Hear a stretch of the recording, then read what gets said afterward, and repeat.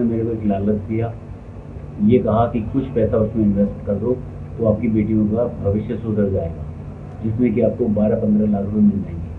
तो उन्होंने मेरे से 50-50 हज़ार करके 3 टाइम में पॉलिसियाँ ली। पहले 50,000 लिए तो 7,60,000 के उन्होंने 10 लाख कर दिए, फिर दूसरे 50,000 लिए तो उन्होंने 12 लाख कर दिए। मेरा 15-16 लाख रुपए की 23 पॉलिसियों का अमाउंट मेरे से चार्ज किया, करीबन 16 लाख रुपये। इस दरमियान क्या हुआ कि मेरे को पता लगा कि ये सब फ्रॉड है। मैंने कोशिश भी करी कि किसी तरह से मैं उनसे मुझे तब पता लग पाया कि जब मैंने अपनी बेटी की 12 लाख रुपए की एफडी तुड़वा दी थी। वीरेंद्र कक्कड़ को पढ़ाया गया कि आप कुछ पैसे जमा करके बेटियों के लिए मोटी रकम जमा कर सकते हैं। शुरुआत 50,000 रुपए की छोटी पेमेंट से हुई, जिस पर पहले 2,60,000 रुपए के रिटर्न का वादा किया गया। फिर कहा गया कि कुछ और पैसे जमा कीजिए, 2,60,000 की जगह 7,60,000 रुपए मिल जाएंगे। फिर 7,60,000 बने 15 लाख और अंततः 22 लाख की वापसी के वायदे के चक्कर में वीरेंद्र की जेब से 16 लाख रुपए निकल गए। वीरेंद्र ने अपनी 2 एफडी तोड़ दी, दोस्त रिश्तेदारों से उधार तक लेना पड़ा। जो लोग फोन कर रहे थे वो गायब हैं और वीरेंद्र 23 अनचाही पॉलिसी के तले दबे हुए हैं। बीमा ग्राहकों की शिकायतों का निपटारा करने वाले इंश्योरेंस समाधान के मुताबिक हर महीने आने वाली 600 शिकायतों में से करीब 200 शिकायतें ऐसी ही होती हैं जहां झूठ बोलकर अनचाही पॉलिसी बेची जाती है। इस तरह की मिस सेलिंग आपके साथ ना हो, इसलिए ठगी के इन 5 तरीकों को जान लीजिए।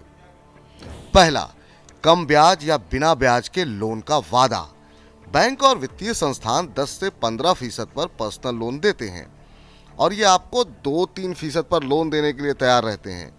कई मामलों में ब्याज मुक्त लोन का भी ऑफर देते हैं। दूसरा, एजेंट कोड जनरेशन के जरिए रेगुलर इनकम। ये जरिया सीनियर सिटीजन को फंसाने के लिए किया जाता है। उन्हें मंथली रेगुलेटर पेमेंट के झांसे में एजेंट बनाने का ऑफर दिया जाता है। तीसरा, इंश्योरेंस के साथ मुफ्त हेल्थ इंश्योरेंस का भी वादा किया जाता है।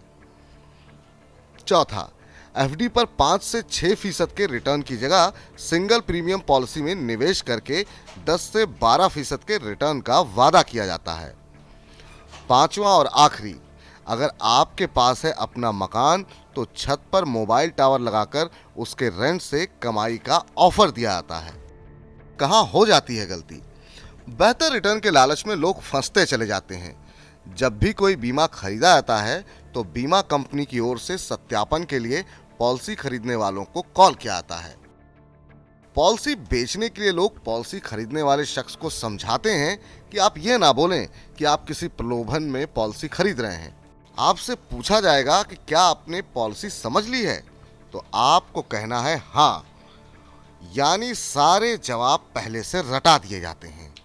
अगर आप ये जवाब नहीं देंगे तो आपको लोन या रिटर्न देने का जो वादा किया गया है वो मिलेगा नहीं। इंश्योरेंस कंपनी इस बातचीत की रिकॉर्डिंग रखती है और सवाल उठने पर सुना देती है कि कंज्यूमर ने तो सारे जवाब दिए हैं कि उन्होंने सोच समझकर पॉलिसी खरीदी है। बीमा के नाम पर कैसे बनाते हैं शिकार? ठगी के इस धंधे में कई कॉल सेंटर लगे हुए हैं।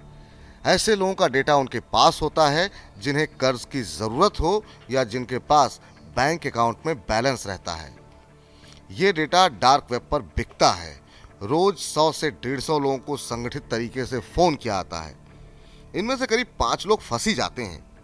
उन्हें कभी पर्सनल लोन का लालच दिया जाता है तो कभी मोटे रिटर्न का।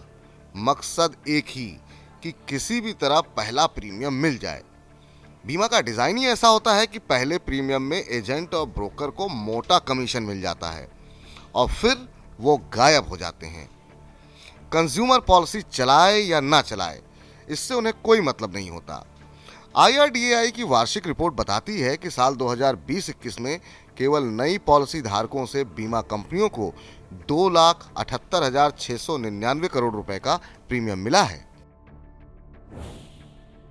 क्या बीमा कंपनी भी इस मिलीभगत में शामिल है? कोई भी बीमा कंपनी कभी इस बात को नहीं मानेगी, लेकिन उनके एजेंट और ब्रोकर, यहां तक कि उनके कर्मचारी अपने सेल्स टारगेट और कमीशन के लालच में ऐसा जाल बिछा रहे हैं। बीमा नियामक IRDAI की वार्षिक रिपोर्ट साल 2020-21 में अनफेयर बिजनेस प्रैक्टिस यानी गलत तरीके से बेची गई पॉलिसी के कुल 30,674 मामले रहे। इनमें से करीब 26,746 शिकायतें निजी कंपनियों के खिलाफ थीं और केवल 3,928 शिकायतें सार्वजनिक बीमा कंपनी LIC के खिलाफ थीं। मनी 9 की सलाह।